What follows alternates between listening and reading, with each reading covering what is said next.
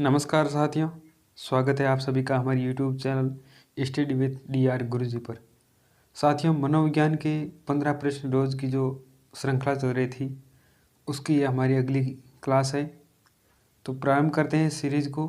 आज का पहला प्रश्न आपके सामने है।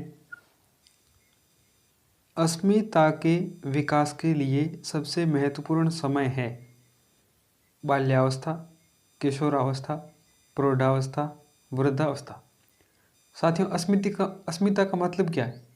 अस्मिता का मतलब है कि बालक की जो भावनाएं हैं या विचार है उनका सम्मान करना, उनकी भावनाओं का कद्र करना, ठेस नहीं पहुंचाना, ये अस्मिता है। और अस्मिता के विकास की जो बात की गई है ये की गई है NCF 2005 में। NCF 2005 में ये कहा गया कि जो किशोरावस्था होती है उसमें है वो बालक की अस्मिता का है वो ख्याल रखा जाए, उसका विकास किया जाए। तो इस प्रश्न का सही जवाब ऑप्शन नंबर दूसरा किशोरावस्था होगा।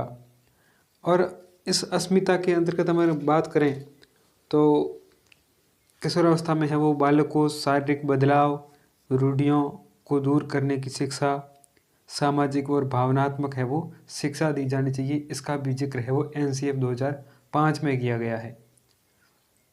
आगे बढ़ते हैं, अगला प्रश्न। बालक का मानसिक स्वास्थ्य निर्भर करता है। मेंटल हेल्थ जो बालक की है वो किस पर निर्भर करती है?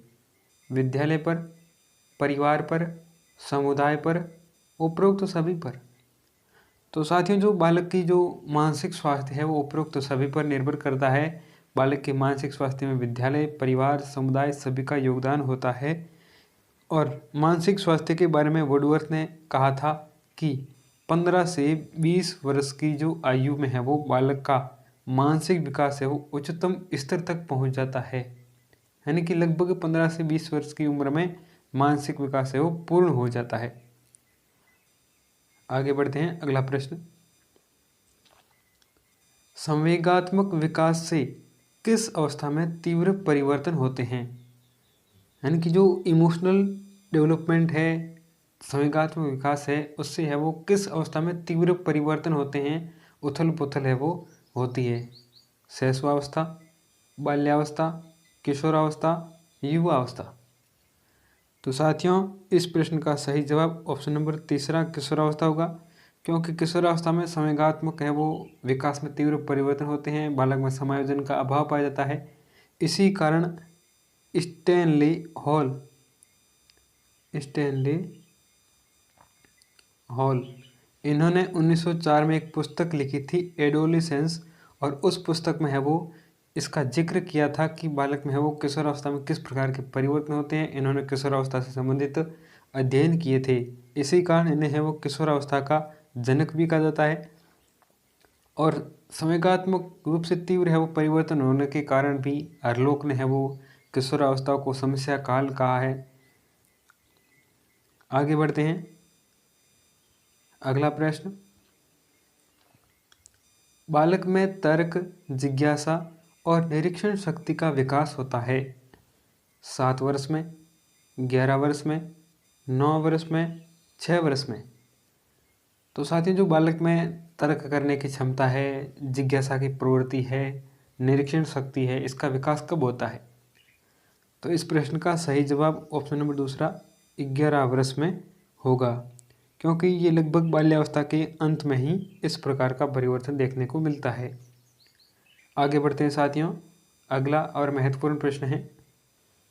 किशोरावस्था अधिक संघर्ष, तनाव, तूफान और विरोध की अवस्था है, ये कथन है स्टैनली हॉल का, होलिंगवर्थ का, ब्लेयर का, किंग का।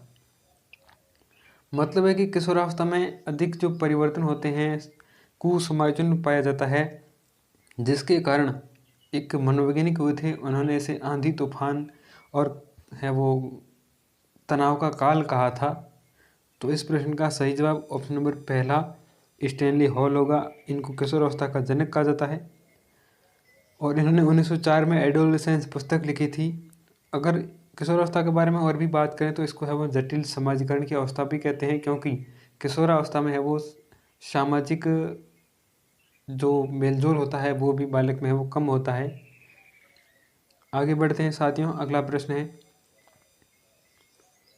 किशोर बालक में चरित्र की विशेषताएं हैं, यानी कि जो किशोरावस्था का बालक है उसके चरित्र में कौन सी विशेषताएं होती है?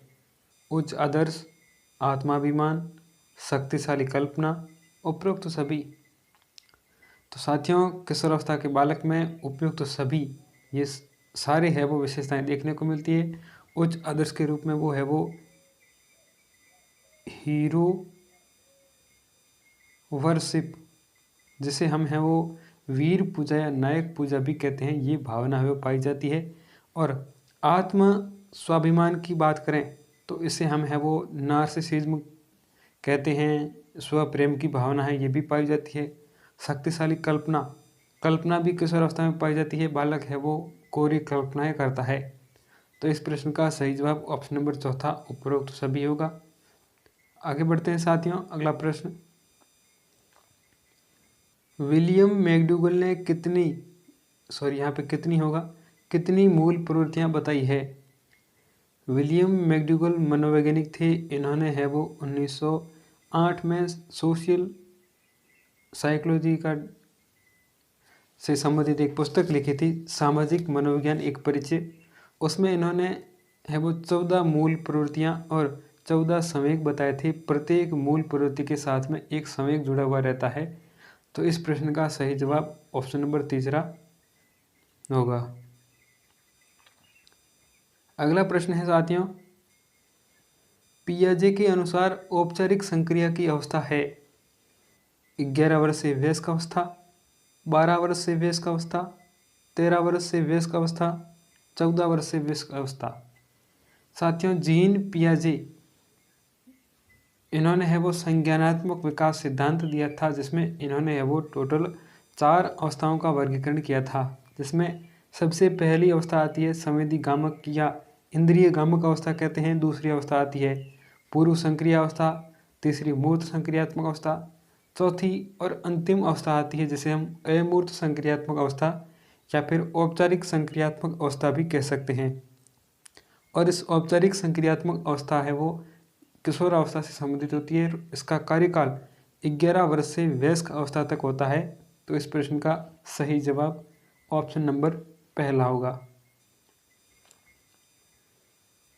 अगला प्रश्न, किशोर के मानसिक स्वास्थ्य को उन्नत बनाने में निम्न में से किसकी भूमिका अहम होती है? किशोर का जो मानसिक स्वास्थ्य है उसको है वो मजबूत बनाने में किसकी अहम भूमिका होती है? शिक्षक, पाठ्यचर्या, विद्यालय अनुशासन, उपयुक्त सभी। तो साथियों, इस प्रश्न का सही जवाब उपयुक्त सभी होगा। शिक्षक की भी भूमिका होती है, क्योंकि किशोरावस्था के समय शिक्षक है वो निर्देशित करता है, किशोरावस्था से संबंधित है वो अलग अलग प्रकार के अनुभव प्रदान करता है। और पाठ्यचर्या भी महत्वपूर्ण होती है, क्योंकि पाठ्यचर्या में भी किशोरावस्था से संबंधित जो भी परिवर्तन होते हैं उन्हीं के आधार पर पाठ्यचर्या होनी चाहिए। और विद्यालय अनुशासन भी इसमें महत्वपूर्ण भूमिका निभाता है। इस कारण इस प्रश्न का सही जवाब ऑप्शन नंबर चौथा होगा। अगला प्रश्न है, निम्नलिखित में से किसने किशोरावस्था से संबंधित अध्ययन किए हैं? यानी कि जो किशोरावस्था का काल है जो कि सामान्यतः 12 से 18 वर्ष तक माना गया है, इस अवस्था से संबंधित जो अध्ययन है वो किसने किए थे? थॉर्नडाइक, स्टैनले हॉल, बिंग व हंट, आइजेंक। तो साथियों, किशोरावस्था से संबंधित अध्ययन स्टैनले हॉल ने किए थे 1904 में, और इन्हें है वो किशोर मनोविज्ञान का जनक कहा जाता है। अगर बात करें थॉर्नडाइक की, तो ये है वो अधिगम से संबंधित थे। इन्होंने सीखने के टोटल 8 नियम दिए थे, जिसमें 3 मुख्य और 5 गौण नियम दिए थे। आइजेंक है वो व्यक्तित्व से संबंधित थे। इन्होंने व्यक्तित्व आविष्कारिका का निर्माण किया था। आगे बढ़ते हैं साथियों, अगला प्रश्न, निम्न में से कौन सा कारक शारीरिक विकास को प्रभावित नहीं करता है? यानी कि जो फिजिकल डेवलपमेंट होता है, बालक का शारीरिक विकास होता है, उसको कौन सा कारक प्रभावित नहीं करता है? शारीरिक कमी का होना या नहीं होना, सकारात्मक एवं नकारात्मक पुनर्बलन, बच्चे के जन्म के उपरांत प्राप्त पोषण, सामान्य एवं असामान्य प्रसव।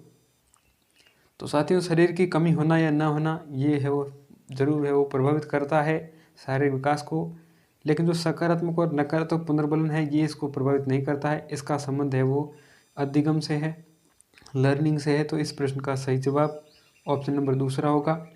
और बच्चे के जन्म के उपरांत प्राप्त पोषण ये भी शारीरिक विकास को प्रभावित करता है। जन्म के बाद में अगर पोषण है वो सही रूप में पौष्टिक आहार की प्राप्ति होती है तो बालक का है वो विकास अच्छा होता है, अन्यथा विकास में वो कुपोषण का शिकार हो जाते हैं। और सामान्य असामान्य प्रसव प्रसव के समय में भी ये है वो बालक के विकास को प्रभावित करता है कि प्रसव है वो सामान्य था या असामान्य था। अगला प्रश्न, किशोरावस्था में सामाजिक विकास की विशेषताएं हैं। यानी कि किशोरावस्था में जो सोशल डेवलपमेंट होता है उसकी कौन सी विशेषताएं हैं। समूह का निर्माण, मैत्री भावना का विकास, विद्रोह की भावना, उपरोक्त सभी। तो साथियों, इस प्रश्न का सही जवाब ऑप्शन नंबर चौथा उपरोक्त सभी होगा। समूह का निर्माण बाल्यावस्था में भी होता है, लेकिन किशोरावस्था में समूह का निर्माण करते हैं, इसे हम है वो पीयर ग्रुप भी कहते हैं। मैत्री भावना का विकास हो जाता है, बालक है वो अपने है वो हम उम्र के साथियों को मित्र बनाते हैं। और विद्रोह की भावना भी होती है, क्योंकि जो अलग अलग प्रकार के जो समयात्मक परिवर्तन होते हैं जिसके कारण बालक है वो विद्रोह करता है। तो इसी कारण है वो फ्रैंक ने कहा था कि किशोर में है वो विद्रोह की भावना होती है। आगे बढ़ते हैं साथियों, अगला प्रश्न,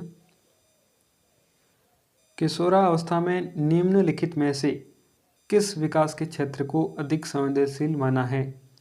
यानी कि किशोरावस्था में जो अलग अलग विकास होते हैं उनमें से कौन सा विकास है जो अधिक संवेदनशील है, यानी कि किशोरावस्था में बालक को सर्वाधिक प्रभावित करता है। मानसिक विकास, शारीरिक विकास, सामाजिक विकास, संवेगात्मक विकास। तो साथियों, जो इस प्रश्न का सही जवाब है वो ऑप्शन नंबर चौथा संवेगात्मक विकास होगा, क्योंकि संवेगात्मक विकास है वो किशोरावस्था में बालक को बहुत अधिक प्रभावित करता है, क्योंकि इस उम्र में है वो संवेग है वो तीव्र और अस्थिर होते हैं। किशोर में समायोजन है वो नहीं होता है, उथल पुथल है वो विचारों में रहता है। अगला प्रश्न, संज्ञानात्मक विकास का सिद्धांत दिया है विलियम वुंट द्वारा, जीन पियाजे द्वारा, जेबी वाटसन द्वारा, ए मास्लो का मतलब है कि अब्राहम मैस्लो द्वारा। तो साथियों, इस प्रश्न का सही जवाब ऑप्शन नंबर दूसरा जीन पियाजे द्वारा होगा। जीन पियाजे ने संज्ञानात्मक विकास सिद्धांत दिया, इन्होंने वो टोटल 4 अवस्थाएं बताई थी। आगे बढ़ते हैं साथियों, आज की श्रृंखला का अंतिम प्रश्न, इनमें से कौन सी विशेषता किशोरावस्था की नहीं है।